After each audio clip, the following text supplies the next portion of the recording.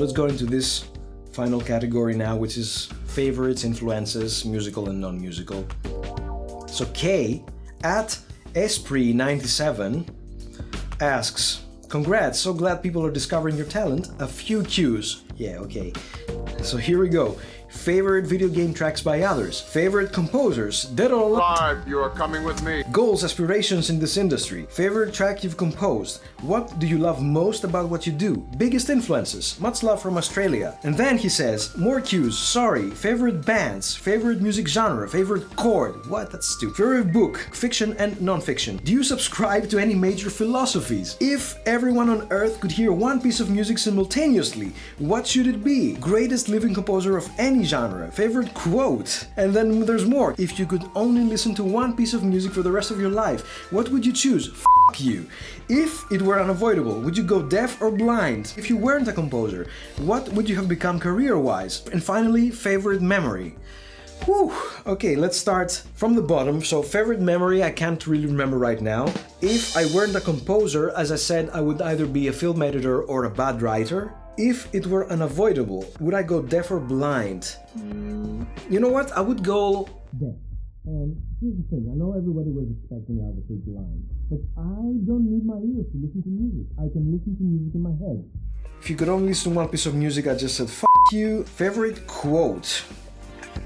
Favorite quote. What kind of question is this? You know what? I'll think of something and I'll just put it right here.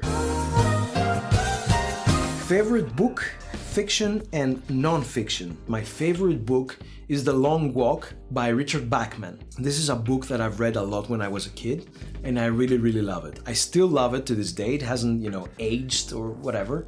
But I've read so much more since then that there are now books that I've read that I can say that they're maybe better than that, but I still love it very, very dearly. A non-fiction book, that's actually a book that I've recently read, and I can say that it has instantly became my favorite non-fiction book, and that is Endurance, Shackleton's Incredible Voyage by Alfred Lansing. This is a book about an expedition in the South Pole, in the Antarctica, that went horribly, horribly wrong. It's the account of the adventures that these people experienced, and it's a fascinating book. I cannot recommend it enough, and it's just a book that I've read recently and I really, really loved. Let's shuffle it up a little bit now. Favorite video game tracks by others. You know what, I'll talk about my favorite video game soundtracks a little bit later, so let's bank this question for now. Favorite composers, dead or alive? I mean, Johann Sebastian Bach is a composer that I hesitate even to put it on my favorites because he's on a god level, so it's kind of weird to say he's my favorite composer. I mean, he's everyone's favorite composer. I would say I really like Penderecki, I really like Shostakovich and Prokofiev, I really like Ennio Morricone, I really like Frank Zappa. I mean, there's a lot of people. Let's stick with those for now. Goals and aspirations in this industry. Essentially what I want is just to keep writing music and make a living out of it, put food on the table and just the basic stuff. And what I really want to do is balance my output in video games and non-video game stuff. Favorite track you've composed? I would have to say The Sea Will Claim Everything Part 2. It's still one of my favorite tracks for various reasons. I think it's well composed, but it's also for very emotional reasons that I really love it. I think you're listening to it right now. If I've edited this in any meaningful way, that this track kind of, plays. Maybe it started a little bit before I started answering the question, and then, kind of like faded in when I said the name and all that stuff. Okay, what do you love most about what you do? The thing is, I don't really like it most of the time. Most of the time when I'm sitting writing music, it's just a pain in the ass. I don't know, I really love it when a piece has been written, as I said before, and I listen to it and I see it and I say, did I do that? That's something I like. I mean, it's a huge privilege to being able to write music for a living, but it doesn't mean that I always enjoy it, all the time. Biggest influences, I think I talked about this a little bit. My biggest influence is the music that I listened to when I was a kid. So again, Beatles, Pink Floyd, Queen, Dream Theater, Porcupine Tree, Frank Zappa, Steve Vai, John Williams for sure, Morricone, and Daft Punk. I should not forget Daft Punk. One of the hugest influences for me. Okay, so favorite bands, it's more or less what I've mentioned already. Favorite music genre, whatever genre of the Beatles. It's very difficult because, you know, I love listening to a jazz album. I love listening to classical music. I don't have favorites in that terms anymore. If you asked me when I was 20, I would say prog rock, no question about it. But asking me now, I can't really answer that. Favorite chord, just a stupid question. Greatest living composer of any genre. Greatest living composer. It's Chris Christodoulou, I think. He's a pretty good guy. If everyone on Earth could hear one piece of music simultaneously, what should it be? It should be Threnody for the Victims of Hiroshima by Krzysztof Penderecki. Maybe Nyarlathotep could organize magical speakers everywhere, and then this piece starts playing and everybody's like, have you listened to this? Have you listened to this thing? No, what's going on? And then, you know, everybody would go insane at the end of it. And the great old ones would have won. Finally. Do you subscribe to any major philosophies? Indeed I do, yes. We finally managed to pass Kay's question. Anki asks, between all the games you've worked on, which one is your favorite and for which one do you think you made the best OST? I think my favorite is The Sea Will Claim Everything because it's an adventure game and I love adventure games.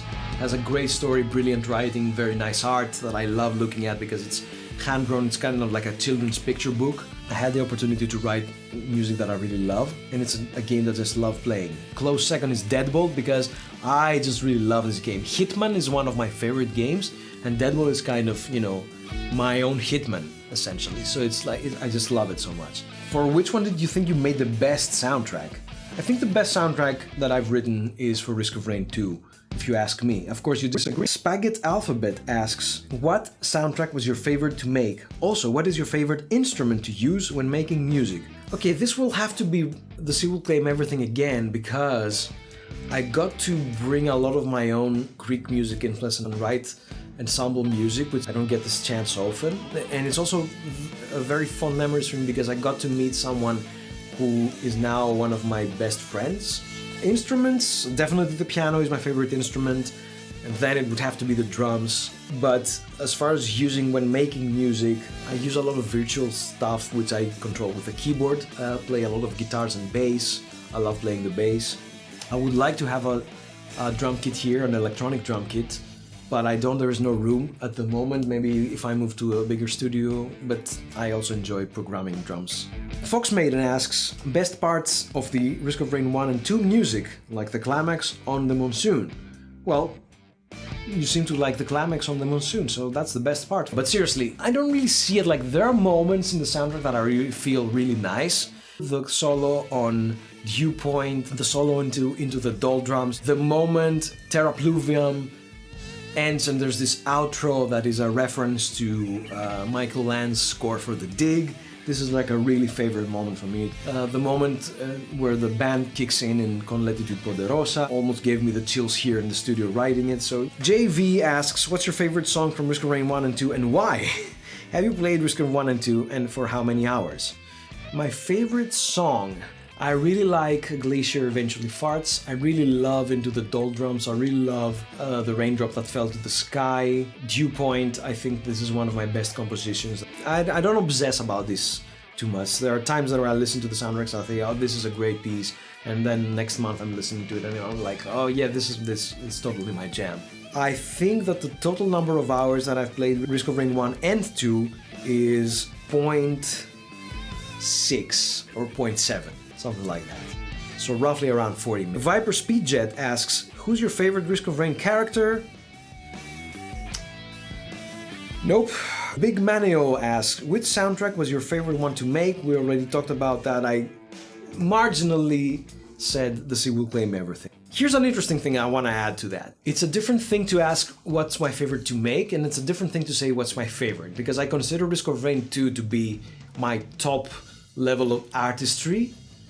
But it was not my favorite to make because it was such a pain, it was constant pain, it was such a struggle to create that I don't have particularly fond memories of creating it. It was most of the time was like a depression and hard work and a really hard time.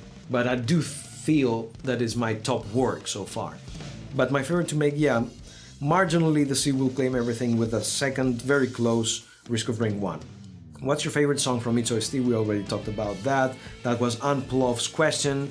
Just look a couple of questions before. Cloudcopter, was your favorite soundtrack you made for a game and your favorite soundtrack in general? Thanks if you answered this, bro. Well, bro, favorite soundtrack in general. Star Wars is one of the greatest soundtracks ever made. I really love Ennio Morricone's soundtrack for Cinema Paradiso, Nuevo Cinema Paradiso. I love a lot of the soundtracks the Splat has done. He's written a soundtrack for a movie called The Ghost Writer. What else? I don't know. Oh my goodness.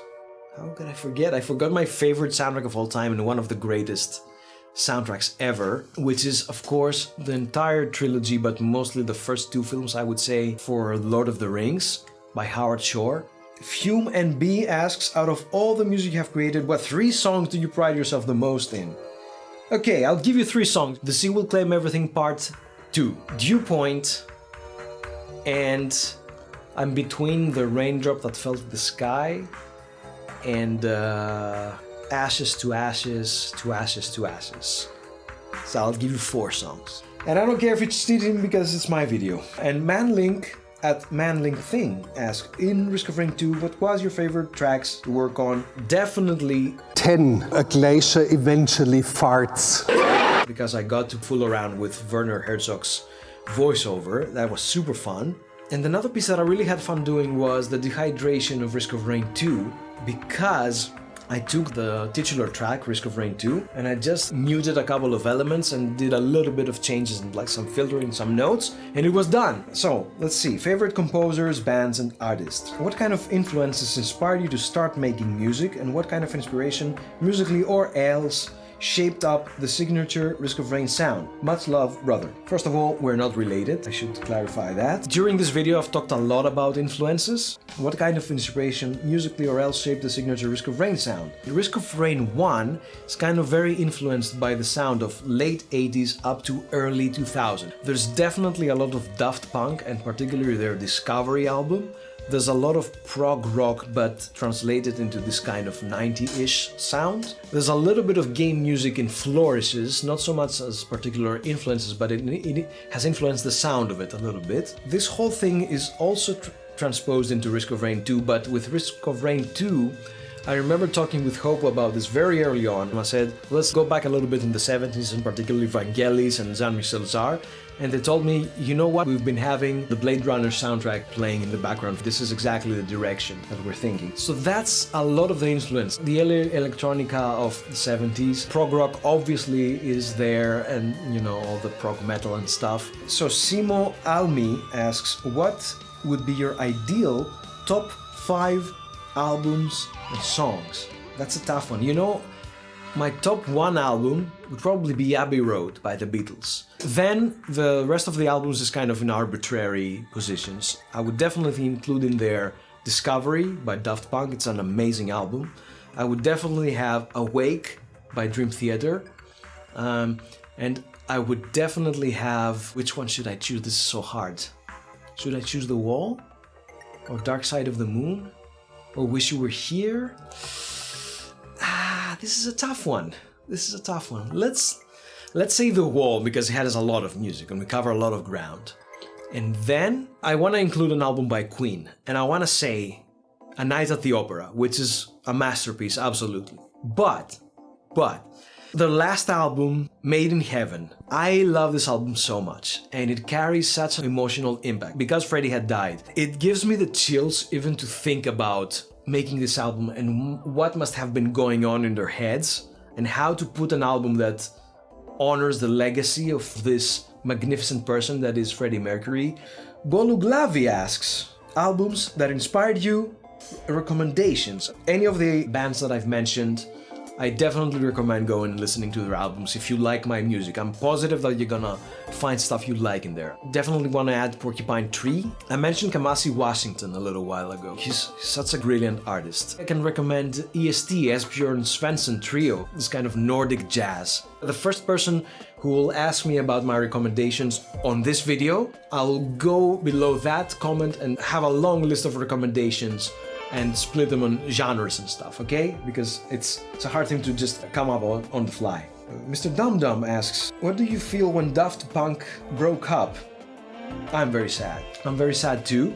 Daft Punk is a huge influence on me. I love all of their albums, especially when talking about discovery. I think this is beyond a masterpiece. The thing with Daft Punk are not a prolific band. The thing that saddens me the most is not that they broke up, is that they didn't put one last album out. I really wanted them to give us one last thing.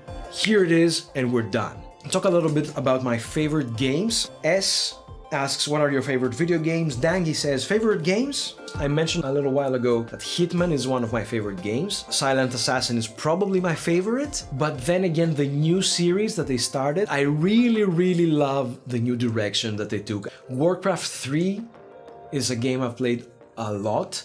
Those games aside, my favorite games of all time, my favorite style is adventure games. From the old school of, Lucasfilms versus Sierra Games, I was always on the Lucasfilm side. That said, Gabriel Knight 1, 2, and 3, I love them so much. Amazing story, so well researched.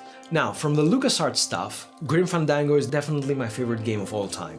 I really love that game to death. It's pun intended, kind of. Pun unintended, but welcomed. It's just the best. It has the best music, has the best voice acting, has a great story, great art design with influences from film noir, art deco, so many pieces coming together and elevate the whole thing so much higher. Then I would say I really love the Monkey Island series. I still love Monkey Island 3 the most, The Curse of Monkey Island, because it introduced voice acting.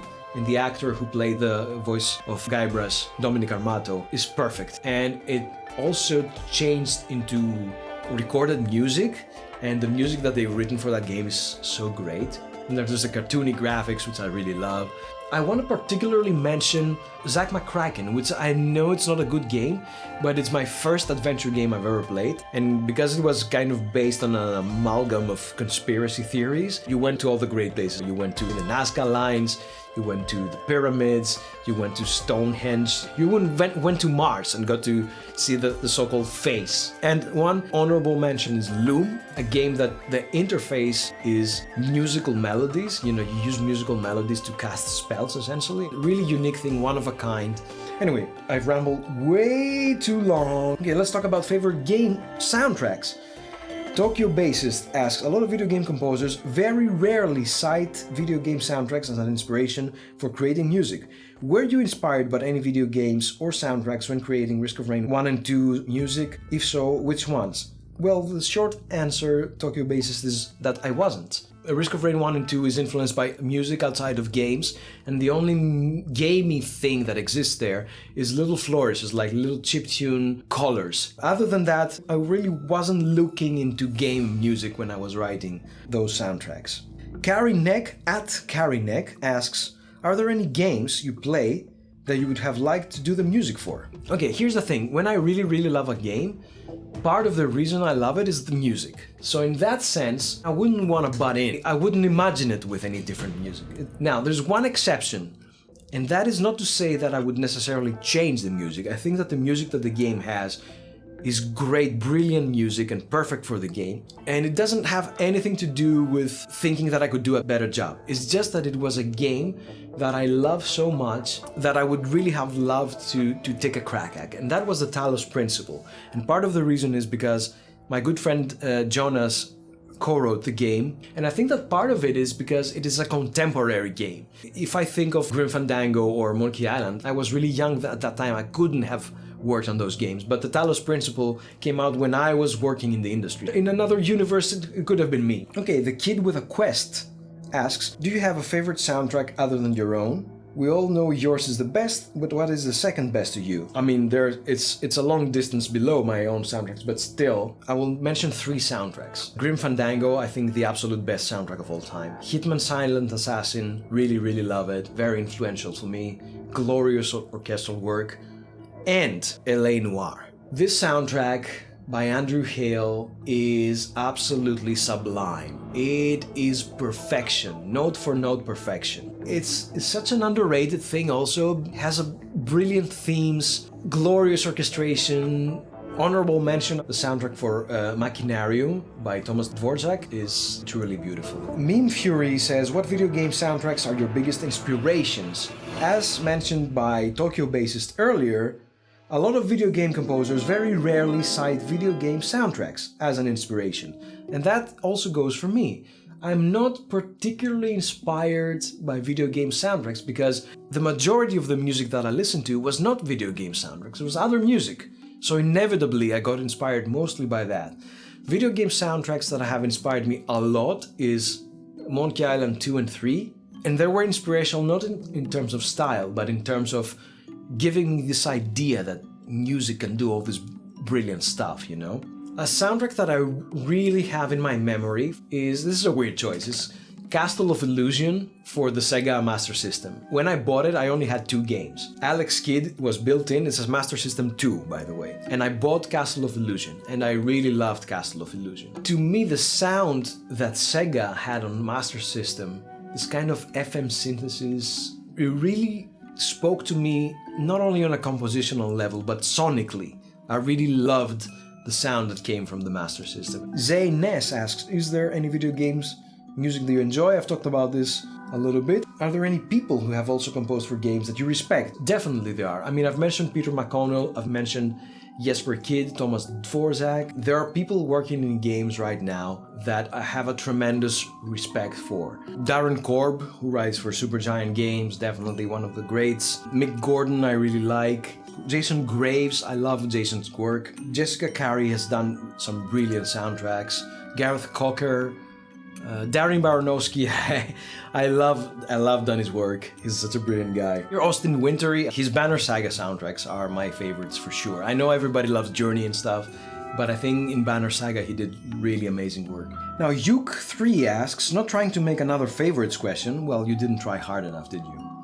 But I'd like to know what soundtrack you most enjoy from another game you haven't worked on. Well, I think we pretty much covered that. Here's the thing. With all those favorite things, if I have a favorite game, part of why it is my favorite is also the music. So when I say I love, Monkey Island, or where I say I love Gabriel Knight, I also love the music. I mean, I can't imagine Gabriel Knight without Robert Holmes' music. The whole favorite game and favorite game soundtrack and favorite game composer, it's kind of all collapses into one thing, What I'm saying is it's a tough question for me to quantify all those favorites. And to be honest, it's a very in flux thing. Okay, let's move on to favorite films and film soundtracks. Michael Hill asks, favorite movie? My honest answer to favorite movie of all time would have to be Indiana Jones and The Last Crusade. First of all, it's the best Indiana Jones. Everybody who thinks that Raiders is best, they're just stupid. I love this movie so much. It's so great. It has the perfect story. It has amazing music. It's just perfect. I mean, other than that, I really like Fitzcarraldo by Werner Herzog. It's an amazing movie. Here's an interesting thing about Fitzcarraldo. I've seen it once. I consider it one of my favorite movies of all time because since I saw it, I've never stopped thinking about it, and I remember it very well. I remember like all the beats in the movie, all the plot lines, or everything that happens. I remember it because it was such an intense experience for me that it feels like I'm seeing this movie every day because I think about it so much. Other favorite movies, I mean, I like some stuff that everybody likes. I love Back to the Future. I love Contact, speaking of Robert Zemeckis. I think Contact is definitely one of my favorite movies of all time. I've read the book of Contact also, which is a brilliant book. And it's so interesting, especially because he challenges his own beliefs and trust in science in the book. Just like he challenges Ellie's, the protagonist's, beliefs and trust in science. I mean, I love The Room, I love bad movies, I love watching bad movies. I love Gymkata, which is a horrible movie, but I love it. Direct military action is out of style, my friend. What else? Should I go on IMDb and see my favorite movies? Let's see. Let's make this experiment. Anyone who enters Parmistan must play the game. My ratings, okay. sort by your rating. Refine. Okay, so I've given 10 to The Beatles Get Back, the recent documentary, definitely a 10. I've given 10 to The Godfather. Any questions? None. I've given 10 to Back to the Future 1. I've given 10 to The Seventh Seal, a great movie by Ingmar Bergman. Jim Cotter. Fitzcarraldo, as I've said, contact The Room. And then my 10s stop. Let's see a few 9s. One Flew Over the Cuckoo's Nest, Empire Strikes Back, Star Wars, Cinema Paradiso, Casablanca, The Shining, Reservoir Dogs, There Will Be Blood. Oh my god, what a movie. Indiana Jones and The Last Crusade. Funny thing, I've given a 9. This is my objective rating of the movie. I've given it a 9, but I still consider it an 11. The Nightmare Before Christmas, Rescue Dawn. Oh my goodness. Oh my goodness, Rescue Dawn by Werner Herzog. Such a great movie. Barton's Batman. Crazy, crazy good. Mandy, Pulp Fiction, The Silence of the Lambs, Spirited Away, Terminator 2, Judgment Day, Die Hard, Sixth Sense. And speaking of Sixth Sense, Split. Split was a great movie by Shyamalan. The Thing. Oh, Carpenter's The Thing. Suspiria. Have you seen the original Suspiria? That's another great movie. I liked a lot of movies. Huh, how'd you know? I left a couple of questions for last, and the one is from Oliver Thomas, and he says, do you think you'll ever release music that you've just made personally yourself outside of game soundtracks? I have definitely a lot of ideas. In my head, I gather concept albums. So I have a bunch of concepts that I say, okay, I want to write an album that is thematically tied to this thing, you know, and this and this and this. And I have a bunch of those, and I have them on several notepads and digital notepads and all that stuff, and I want to start making them. So this will probably happen. I hope that it will happen soon. I hope that the first of such a thing will be, I'll be able to make it after I finish the Risk of Rain DLC 1, but we'll see, who knows. But it's definitely in my plans and in the works. And one final question, and it comes from Justin504, and he says, what's 9 plus 10? Justin, here's the thing. My father, along with Terry, his faithful if clueless acolyte, got the road rocket running. God, what a gorgeous blasting clatter it made when he revved the engine. And turned it over to Dwayne Robichaud, newly painted and with a number 19 emblazoned on its side, to race at the Speedway in Castle Rock. In the first lap of the first heat, the idiot rolled it and totaled it. Dwayne walked away without a scratch. Accelerator belt must have stuck, he said, grinning his foolish grin. Only he said, accelerator, and my father said the only ass was the one behind the wheel. That'll teach you to ever trust anything valuable to a Robichaud, my mother said, and my father stuffed his hands so deep into his pockets that the top of his underwear showed, perhaps to ensure they would not escape and go someplace they were not supposed to.